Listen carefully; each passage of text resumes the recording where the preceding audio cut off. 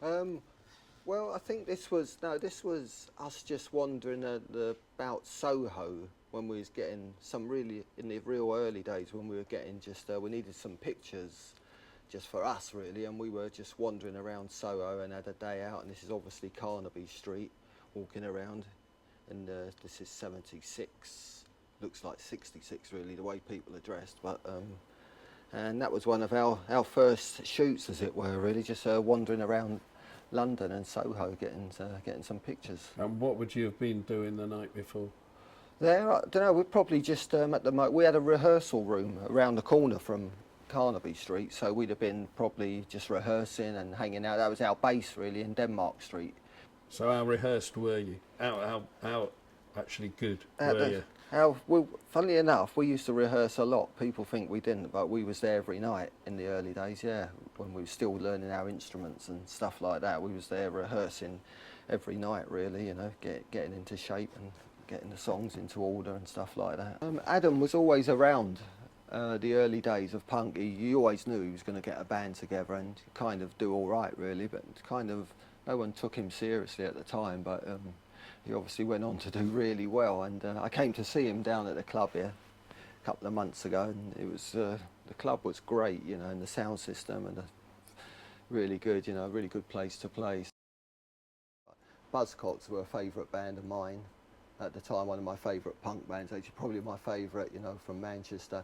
They got us up there. They was really into all the punk thing really early on, and before they were even a band, actually, they booked us a couple of shows at Manchester Free Trade Hall, and apparently everyone was there, you know, went on to form bands in Manchester at the time, all the Buzzcocks and Morrissey, etc. I think what's great about this shot, and a lot of these old shots, is that in the day, back in the day, the photographers were allowed on the side of the stage. They used to allow them on, and so you've got these great shots close up. Now all you see is they're in the pit, the photographers just looking up. You see shots like that all the time. It's another good one on the side of the stage, Stones at Hyde Park. Another great shot there. See, these days the photographers would just be down the front there shooting up, you know, they wouldn't shooting up, they wouldn't be allowed on nowhere near the stage, anyone. It's also controlled, and that's another good shot. That's a great shot, that one. Who's that? I don't know who that is. Oh, is it? Sad, really. It's sad.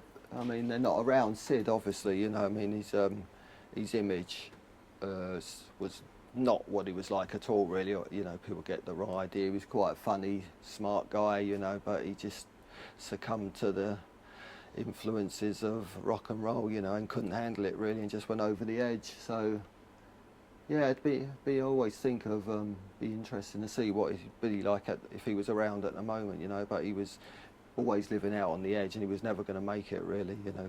When were they fun to be around? Not together, no. Not together. It's hard work, really hard work, yes. But so we used to keep out of the way, actually, when they were together. They was bad for each other, as they say, you know. Once they got together, that was the end, really. Yeah, well, this was when we signed the famous signing to A&M, which didn't last all that long, actually, and outside Buckingham Palace, obviously, probably one of Malcolm's great ideas, thought it'd be... but we'd been to, after this we had a massive press conference as well, and it all went a bit haywire after. This was like at 8 o'clock in the morning we went there to, so there'd be no traffic around. And then after that we went back to the A&M offices, which wasn't a good idea, and that's when I think they first started thinking, oops, what have we signed here? I think about 2 days later they sacked us.